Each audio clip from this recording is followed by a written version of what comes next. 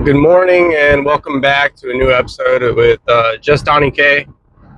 I know it's been a month. I've definitely been inconsistent.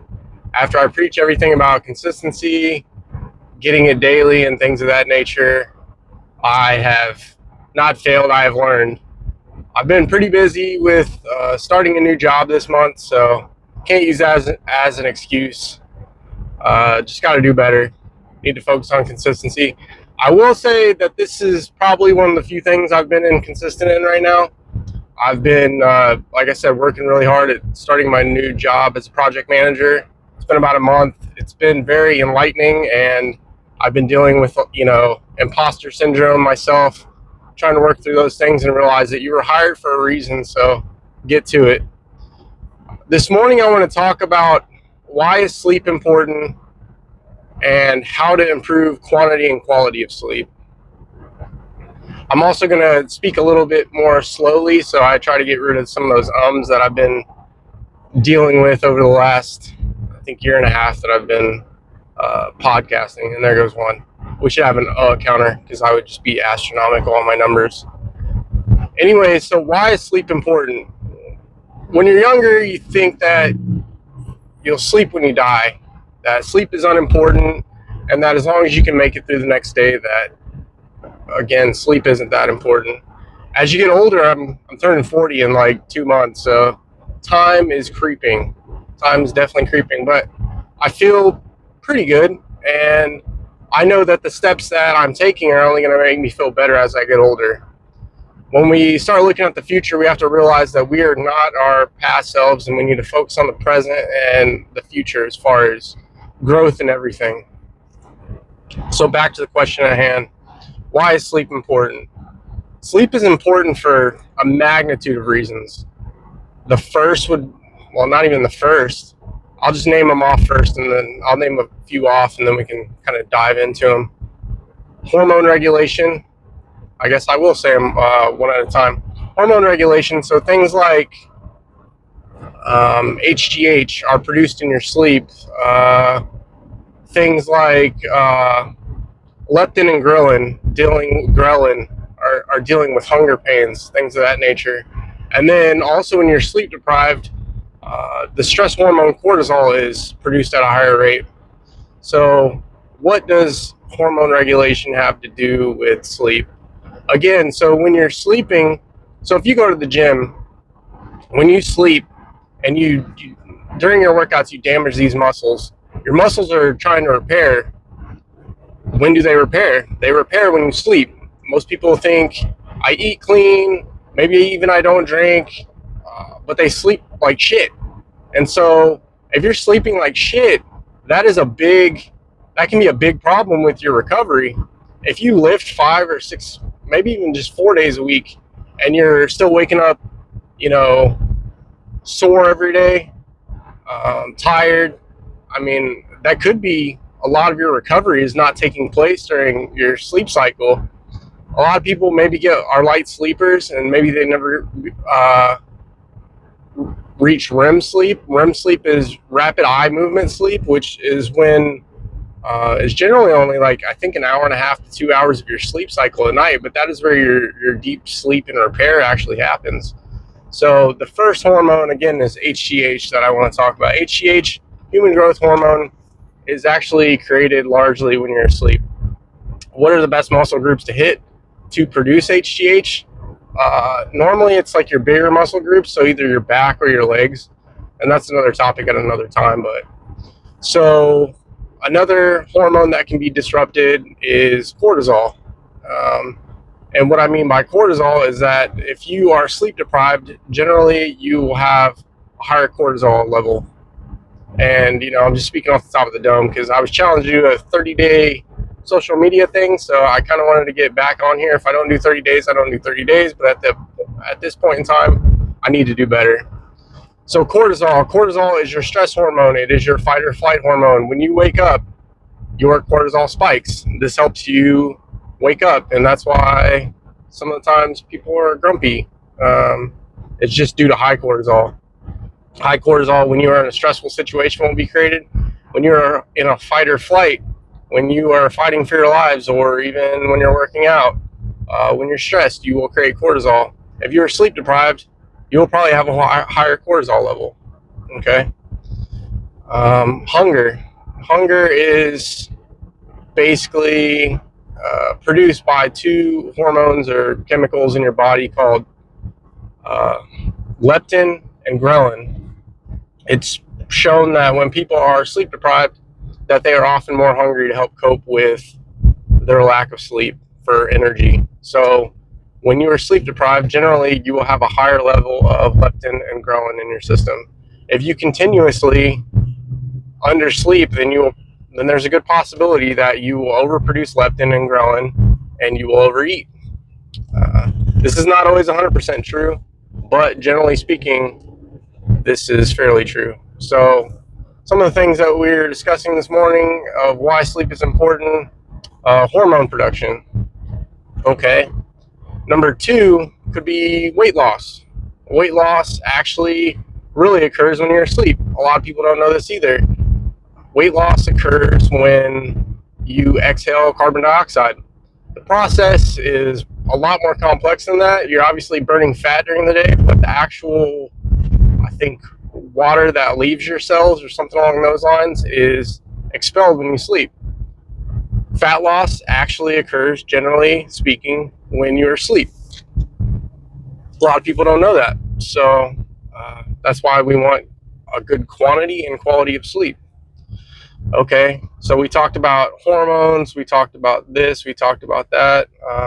What about mood? So mood plays into all this, right? If you are sleep deprived, you are probably a cranky person.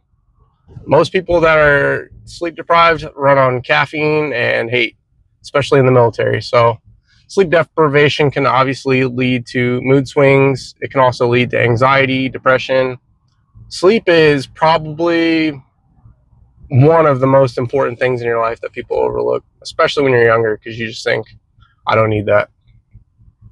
So we talked about why sleep's important. I'm sure I'm missing a couple things because I'm kind of going off the cuff right now. So we talked about hormones, weight loss, mood, cognitive ability. Cognitive ability decreases. That's like mental cognition or mental ability to function, daily tasks, things of that nature, complex tasks. Have you ever noticed that when you're tired, you just don't operate as well? That is because your mental cognition is decreased. So what we want to do is obviously increase our sleep and improve the quality. So how do we do that? I think number one currently is put your phone down. A lot of people don't have what's called sleep hygiene, and I struggled with that for years. I would wake up and look at my phone.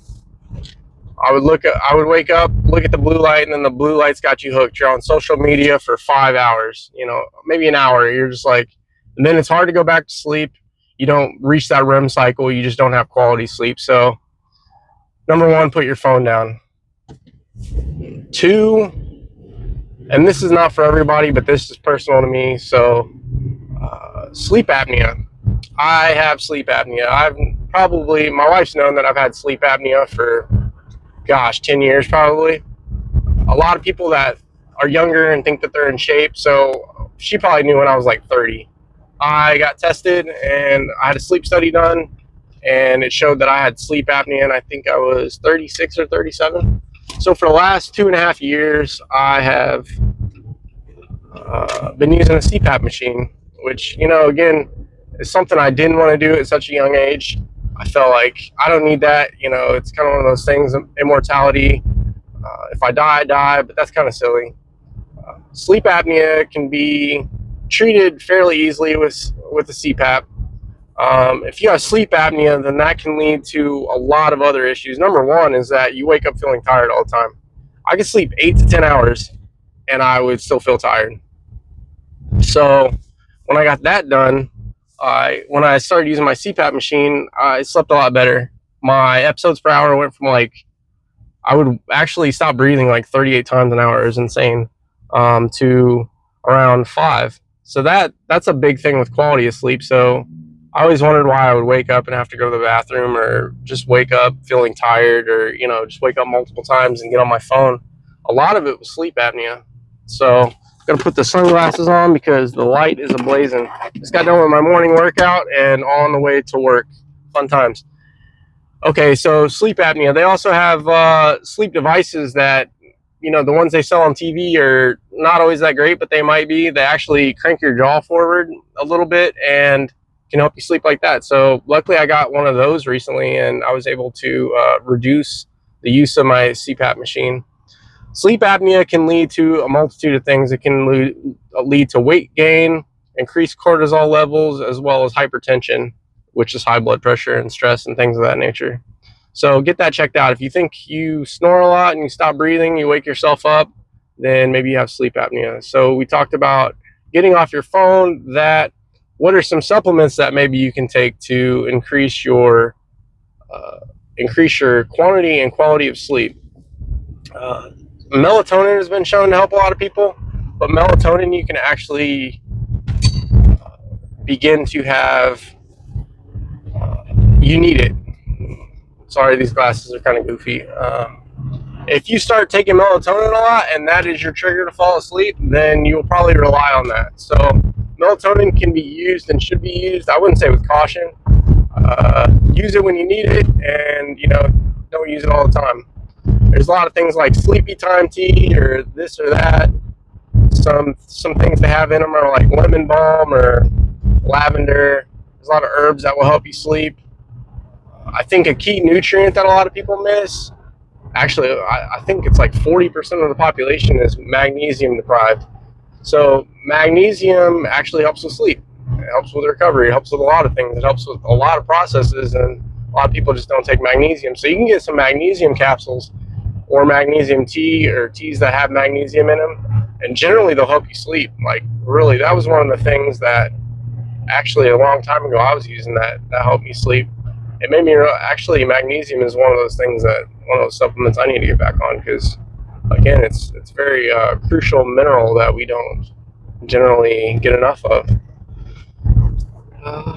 I think I've talked enough about this. In general, sleep is important. Okay, here's another one I just thought of. Blue light. So back to your phone. It's recommended that you get off your phone or TV like an hour before you go to sleep, because a lot of people have problems going to sleep if they have blue light. I do not necessarily have that problem, because now I've been practicing better sleep hygiene. So when I do shut the TV off, I'm pretty good at going to sleep pretty rapidly. Generally, also speaking, it's because I'm tired. Another thing is, if you have bad sleep or you just don't go to sleep until midnight, maybe try to start waking up earlier. Most of the good stuff's done in the morning, at least for me. I know I have. It seems like you don't have increased energy, but once you start going, change your patterns. Wake up, go to the gym, knock it out early, and then every other task you do after that's got to be easier. It's all brain work for most people, depending on your job. Anyways, I hope you have a great day, a blessed day. God loves you. A lot of people probably do too. I just wanted to come back, try to focus on being a little bit more consistent, and work on my things of that nature. Let me know in the comments if you have any ideas for podcasts. I'm always open to that. If I don't know the topic, then I will research the topic and try to give you my rundown of it. I hope this helps. Quantity of sleep, and this is it. Generally speaking, they say the average is 7 to 8 hours. Some people can operate anywhere from 6 to 9 hours. Some people need a little bit more sleep. I think 7 to 8 hours, generally 8 hours for me, is pretty money. So if I'm waking up at 5, then I really need to be in bed by 9, but I like to stay up till 10 sometimes, so that's my fault. Anyways, focus on your quantity and quality, get your sleep up, and realize that sleep is a lot more important than you think. We generally, if you sleep 8 hours a day, then you are sleeping 33% of your life. So that is very important.